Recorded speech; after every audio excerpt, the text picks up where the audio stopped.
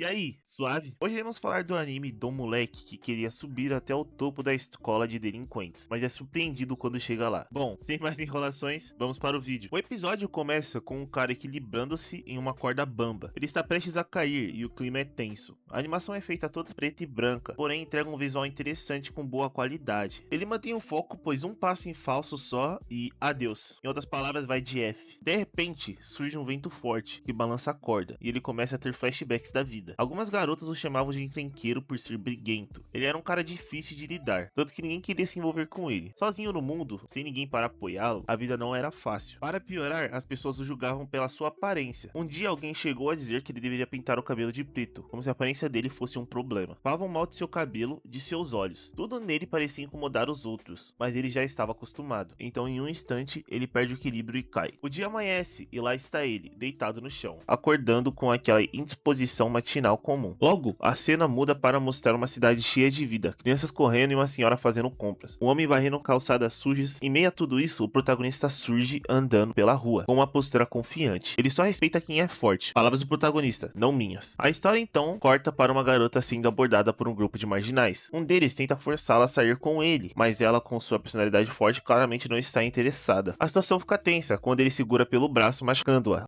O machismo está forte nos dias de hoje. O protagonista, que estava observando tudo, decide intervir. Ele toca o ombro do valentão, que tenta atacá-lo, mas acaba levando um soco que o faz desmaiar. Sem demora, ele também derrota os amigos do agressor, deixando claro que não está pra brincadeira. E fala o seu nome e sua escola, Sakura Haruka, do Colégio Furin. Irmãozinho, eu vou te falar, as lutas são bem ricas, tá? É bem da hora as lutas no anime. Eu vou deixar isso claro, é meio que um spoiler, mas as lutas é da hora. Após isso, o protagonista vai embora, mas a garota o segue para agradecê-lo. Ele não acredita que alguém como ela esteja falando com ele. Então Haruka fica com vergonha e diz que não fez isso porque queria salvar ela, mas sim por causa que não suportava gente fraca fingindo ser forte. Então ela o chama para comer. Eles pararam em um restaurante onde ela trabalha, para algo para ele comer como forma de agradecimento. Durante a conversa, ela menciona que a cidade é dominada por gangues e que ninguém vem para lá sem um bom motivo. Ela percebe que ele tem um olho de cada cor e metade do cabelo de cores diferentes. Ele já fica na defensiva, como se estivesse preparado para bater alguém, porque tinha achado que ela ia implicar com ele. Porém, a garota parece intrigada e interessada. Ela não parece que falou aquilo como falta de respeito, mas sim com interesse. Quando ele revela que seu objetivo ao ir para a escola Furin é chegar no topo da escola, porque lá tinha os melhores lutadores, quando mostra que o protagonista tinha ido embora do restaurante, ele começa a pensar em algo que a garota tinha dito para ele, que ele nunca alcançaria o topo da escola Furin, de jeito algum. Ele fica revoltado e briga com ela. Ela diz que sozinho ele nunca vai chegar ao topo. Os delinquentes que ele tinha batido começam a causar confusão na cidade e ficam implicando com o protagonista. Ele, determinado, decide enfrentá-los, mesmo em desvantagem numérica. Ele parte para a luta. Maluco só sabe resolver as coisas na porrada. Cadê o diálogo, irmão? A animação das cenas de combate é espetacular, como eu tinha dito antes, com esquivas e até golpes em primeira pessoa. Uma das melhores cenas de lutas que eu já vejo há algum tempo, tá? A moça do restaurante vê de fora a cena e vai na rua para ver o que está acontecendo. Nesse momento, um dos delinquentes pega a moça do restaurante como refém. Só que o moleque, eu acho que ele é maluco, porque ele só parte pra cima, praticamente ignorando aquilo. Ele salva a garota e começa a defender ela, enquanto todos estão partindo para cima dele. Quando ele toma um corte no pé e perde a estabilidade e cai em cima da garota no portão. Nesse momento, o protagonista se encontra em apuros, mas outros estudantes da escola, conhecidos como Windbreakers, aparecem para ajudá-los. Eles começaram a descer a porrada em todo mundo e a cidade toda começa a apoiar eles.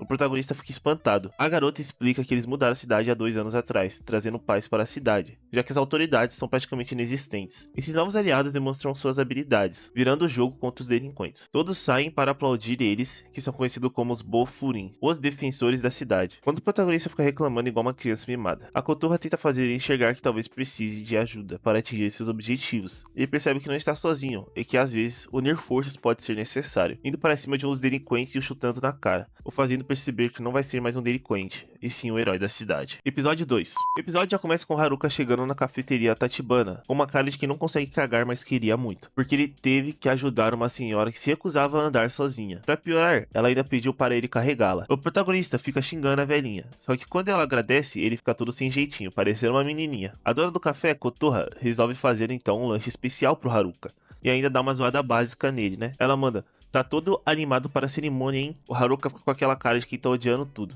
O maluco é chato pra caralho. De repente aparece o Nirei, um cara com cabelo loiro berrando o nome de Kotoha. Mas gente, ele tropeça logo na porta e cai igual bosta. Haruka fica desacreditado que ele também esteja no colégio Furin. A Kotoha apresenta ele pro Haruka e o clima já fica estranho. O Nirei começa dizendo: "Você tem uma vibe meio esquisita, hein?" O Haruka já tá se segurando à vontade de dar uma resposta. Nirei chega já falando que a escola Furin não é um colégio comum. É um lugar especializado em treinar guerreiros da justiça inspirados no grupo Bofurem, que protege a cidade. Mas Haruka tá nem aí pra essa história e só quer saber de lutar com os mais fortes para se tornar o número 1. O Neri fala que é impossível e que se ele tentasse, iria ficar careca. A Kotoha começa a rir da cara do Haruka. Haruka fica puto e chama o Nirei pra chincha. Só que o Nirei fala que tem que ir embora porque tava atrasado. Haruka começa a falar que Nirei não tinha perfil para estar no colégio Furin. Se tivesse uma briga, ele seria o primeiro a sair correndo.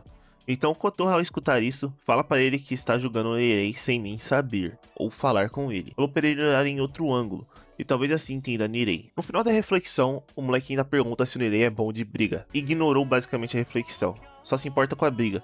O anime também mostra como toda a cidade é muito grata aos estudantes da Furin, pois quando Haruka está andando nas ruas, as pessoas saem entregando coisas para ele, só por fazer parte do colégio, e falando que os Windbreakers sempre ajudam eles. Enquanto isso, o Nirei tá levando uma surra de uns valentões por defender uma garota, mesmo sem saber lutar. Ele não recuou, quando parecia que ia dar tudo errado, quem surge? Haruka, é claro, dando uma voadora bem no líder da gangue. O cara liquidou todo mundo em segundos, e cena para deixar qualquer um arrepiado. O cara é foda, e não tem como negar. Apesar da sua personalidade, não tem como negar que o cara é pica. Haruka fala que não salvou o Nirei porque era o Nirei. Apenas odiava pessoas fingindo ser mais fortes do que são, e falou que Nirei não deveria ter entrado na Furin. Então, Nirei resolve abrir o coração. Ele revela que no passado era o alvo favorito dos valentões, e foi salvo por um aluno da Furin. Desde então, ele decidiu ajudar as pessoas, mesmo sem ter força física. Até o Haruka parece ter começado a respeitar o Nirei. Haruka então ganhou uma dupla, então eles partem juntos para a escola. Agora finalmente eles chegam na escola. O lugar é bizarro, cheio de pichações, e com uma energia bem tensa, mas o Haruka tá pilhado para encarar os caras mais casca grossa do lugar. Antes de entrarem na sala deles, Nirei pede para que Haruka não puxe briga com os outros, porque Haruka era de fora, então as pessoas poderiam não gostar disso, porque todos que estavam no Furin eram de dentro da cidade, indo com a premissa que iam defender a cidade. Haruka decidiu ignorar tudo que Nirei falou, então eles entram na sala e tem um bando de estranho na sala. É claro, como esperado, nenhum professor, né? Então o garoto estranho de tapa-olho correu na direção de Haruka. Parecia que ia rolar um clima muito tenso, mas na verdade ele parabeniza Haruka e fala que é um prazer conhecer ele.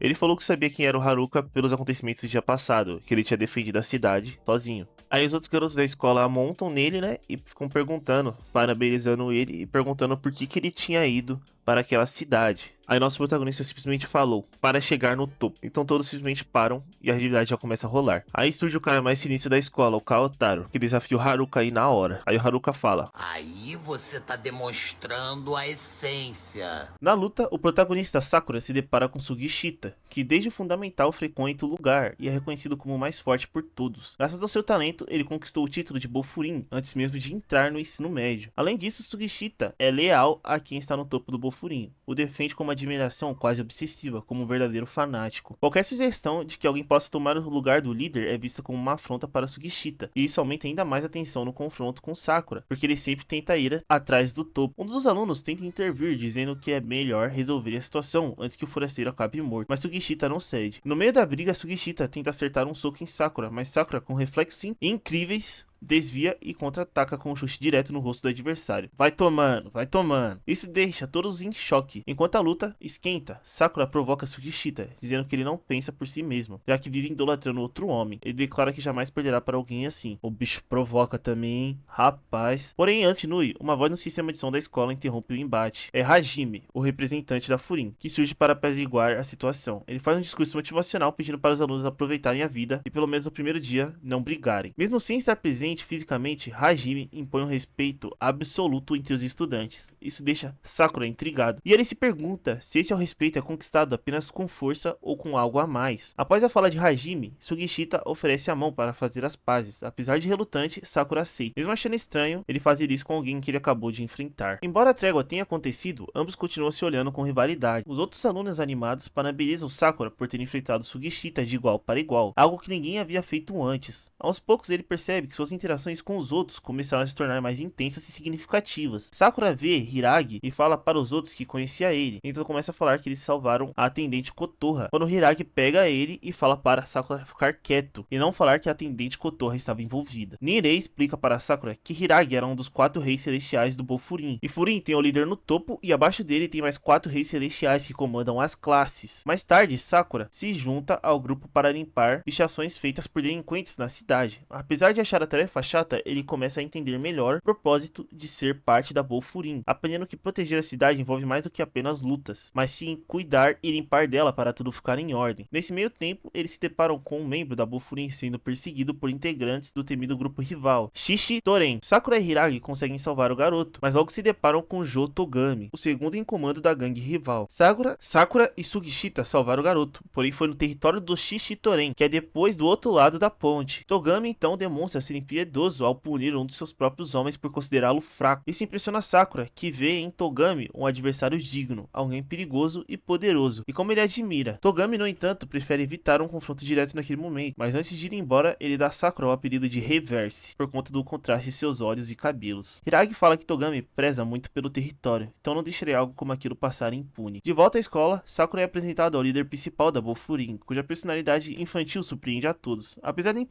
da aparência, ele é a mente por trás da força da organização. Sakura percebe que está em um ambiente cheio de rivalidades, mas também de parceria. Começa a refletir sobre como suas ações podem mudar seu papel ali. Deixa o like e se inscreve caso você queira a próxima parte. Eu vejo você no próximo vídeo. Fui.